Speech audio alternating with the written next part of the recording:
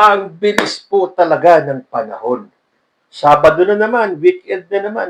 Para bang kahapon lang, sinabi ko, weekend na. Weekend na naman ngayon. Pero kahit na po mabilis ang panahon, nababagalan pa rin po tayo. Lalo na tayong 80% ng mga Pilipino na gustong makitang harapin ni Sara Duterte ang kanyang impeachment trial. At mukhang nangangamoy impeachment na po talaga dahil sa nakitaan ng sufficiency in form and substance, itong mga complaint laban kay Sara Duterte, mukhang wala pong ibang patutunguhan yan, kundi sa isang impeachment trial. At syempre, pag Sabado, chill-chill lang po muna tayo. Ituloy po natin yung ating series ng mga kabataan at ngayon, the not so young ones, na basagin ang kayabangan at kasinungalingan ng mga DDS. Unahin po natin yung mga nasa headline ngayon, itong tungkol sa 18 ex-Marines na sa ngayon ay nagtatago na po. Pero hindi nga ba't meron silang binitawang salita? Sabi nila, nakahanda po kami hanggang kamatayan, ilalaban po namin, na sinagot ni Carla Ginto. Nakahanda silang mamatay sa mga politikong nagbayad sa kanila. Ganyan sila katanga. Pero pag-usapan, gera at ipagtanggol ang bansa, ang sasabihin nila, kayo na lang, kayo naman ang gusto ng away. Didilis style, matapang sa salita, sa paninindigan, wala. Walang silbi ang buhay mo, ang pagsakripisyo mo, dahil bayad ka ng isang korap na politiko. Alam nyo, napansin ko talaga sa series natin, ang taong bayan ngayon, hindi na pinalalampas itong mga kaartihan, kasinungalingan, at kadramahan ng mga DDS. Dahil sinabi ng mga ex-Maris na to, handa daw sila hanggang kamatayan ipaglalaban nila. Nung dinimanda lang sila ni Eduardo Año at ni Sunny Trillanes, biglang kinabukasan, nagtatago na sila dahil meron daw silang security threats. Nasaan yung pinagyayabag nyo na hanggang kamatayan ilalaban ninyo yan? So, ang tanong na lang, sisipot kaya ang mga to kapag nagsimula na yung kaso nila na final ni Año at ni Trillanes? Siyempre, pag napag-usapan yung 18 na ex-Marines, sabit po ang pangalan ng kanilang direktor, si Mike Defensor. Una, tanggi-tanggi pa siya na wala siyang kinalaman dyan sa 18 ex-Marines na yan Pero sinabi niya, isang karangalan na mapasama sa kaso. Handa akong tulungan sila. Handa akong humarap sa kaso. Hindi nga ba? Kasama po kasi si Mike Defensor doon sa dalawang final na kaso, si National Security Advisor Eduardo Año at si ex-Senator Sunny Trillanes.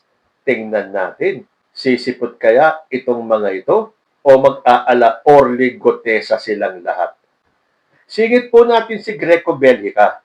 Dahil panay po ang batikos nitong si Greco Belgica sa gobyerno ni President Bongbong Marcos na para bang nung panahon ng siya ay nasa PACC ay meron siyang nagawa. Dahil binabatikos niya itong si Belgica na nung panahon naman niya, wala naman siyang naipakulong. Samantalang ngayon, panay ang question niya kung bakit walang napapakulong. Ang katwiran ni Greco Belgica, walang kakayahan magpakulong ang PACC. Walang jurisdiction ang PACC. Dahil DOJ lang ang pwede magpakulong, kaya walang napakulong ang PACC. Na sinagot naman ni Gilberto Lamoay. Sabi ni Gilberto, para saan pa ang PACC mo kung wala palang kakayahan magkaso at magpakulong? 6 na taon kang binabayaran para saan?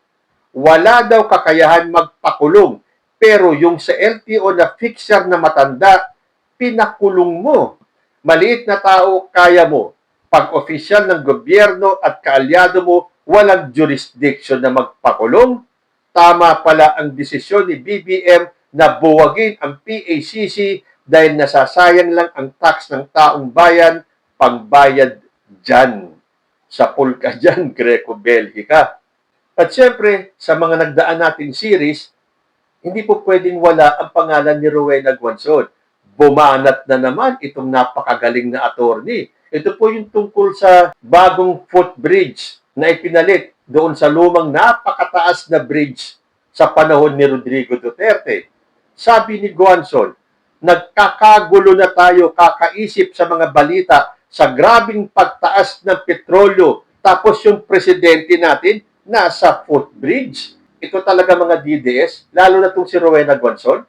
Lahat ng issue talaga, gagawa nila ng istorya para lang lumabas na ang ginagawa ni President Bongbong Marcos ay papetiks-petiks lang. Na sinagot naman ni Christine Loyola, anong connect ng pagtaas ng petrolyo sa pagpunta ni BBM sa footbridge na pinagawa niya? May solusyon na si BBM dyan sa pagtaas. Si Sara Duterte, solusyon niya, mag-commute na lang daw para makatipid. Ganyan yung gusto nyong leader, mag-isip. Huwag mong gawing bisyo ang pagiging tanga, Buwanson. Inaraw-araw mo na.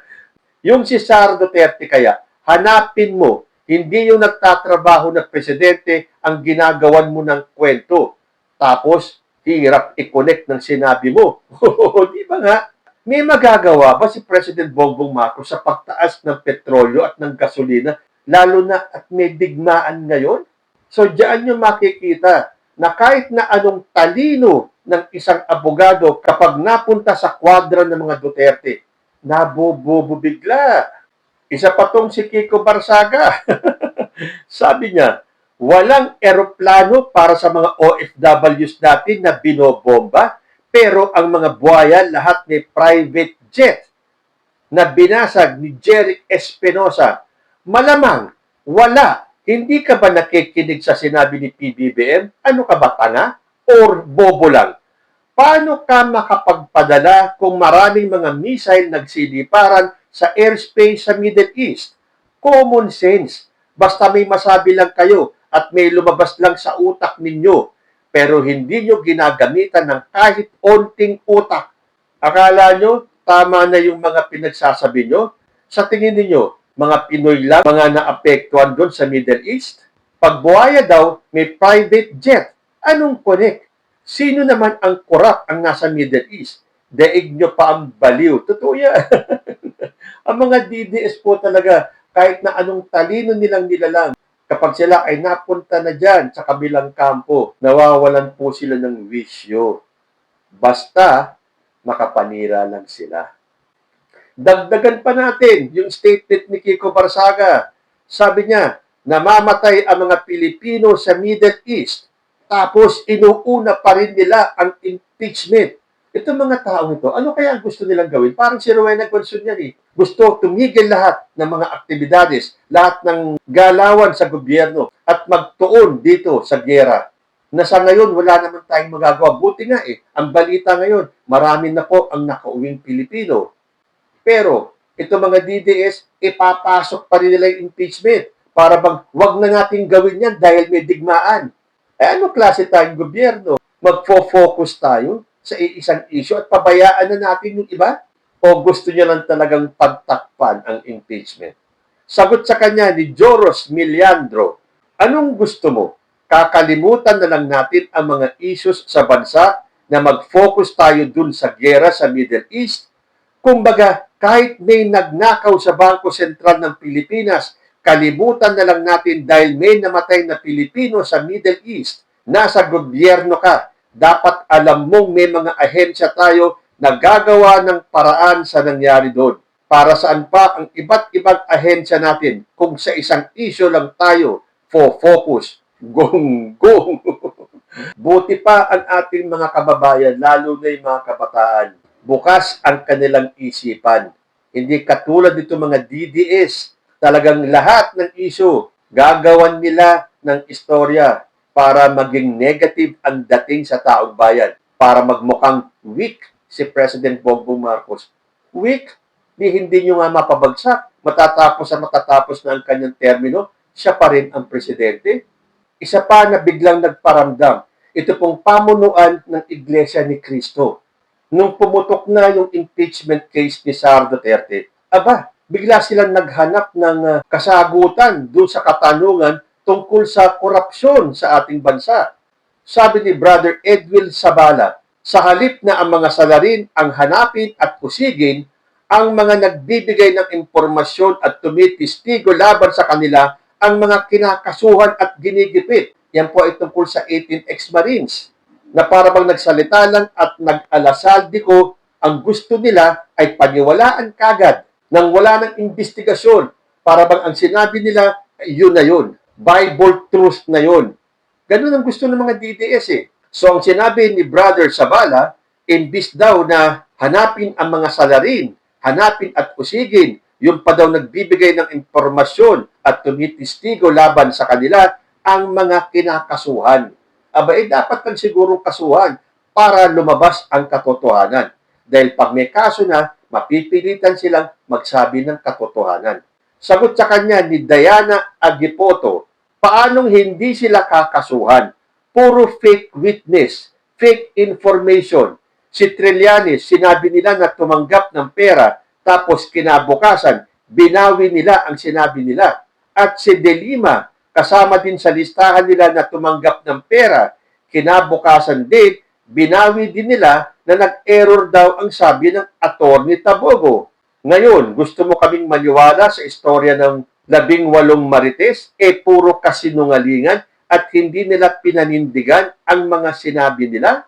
So alam ninyo, ako saludo sa ating mga kabataan. Hindi sila basta-basta nagpapaniwala. Lalong-lalo na at kitang-kita naman ang modus nitong 18 ito na ang direktor ay si Mike Defensor.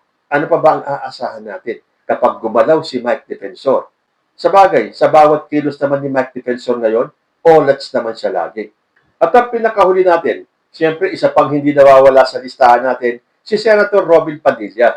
Pumalag siya nung siya ay sinabihan na pro-China. Hindi nga ba ang tawag sa kanila ay mga senators? Sabi ni Senator Robin Padilla, napaka-imposible po ng sinasabi na ako ay pro-China. Ako po ay senador ng Republika ng Pilipinas at pro-Philippines. Ay nako, Robin Padilla. Tell that to the Marines or to the ex-Marines. Na sinagot naman ni Rose Aligo, kahit kailan hindi ka naging pro-Philippines dahil mas nag-aalala ka pa sa Chinese. Naalala mo pa ba yung nagbungguan ng Chinese Navy at Chinese Coast Guard nung hinabol ang Philippine Coast Guard sa West Philippine Sea? Sa Chinese ka pa naawa kesa sa mga Pilipinong binubuli ng China sa ating karagatan. Hindi ka naglilingkod sa Pilipinas. Naglilingkod ka sa kapwa mo politiko, sa pamilyang Duterte. Kaya wag na magpanusot, Robin Padilla. Sa'yo na nang galing na ikaw ay loyal kay Duterte na kahit sunugin ka, mangangamoy Rodrigo Roa Duterte ka pa rin. So sabi ko sa inyo sa panahong ito na puro paninira ang ginagawa ng mga DDS at puro pampabago kay Sar Duterte dahil siya nga daw ay shoe-in para maging Pangulo ng Pilipinas sa 2028, yan po ay malaking kasinungalingan. Dahil sa mga nababasa natin sa social media, lalo na galing sa kabataan, walang kapana-panalo si Sara Duterte sa 2028. At tulad nga ng lagi kong sinasabi, Sara Duterte will never be President of the Philippines. Kayo po, ano ang masasabi ninyo? Comment lang po down below and I will see you in my next video. Diyos ti Agina.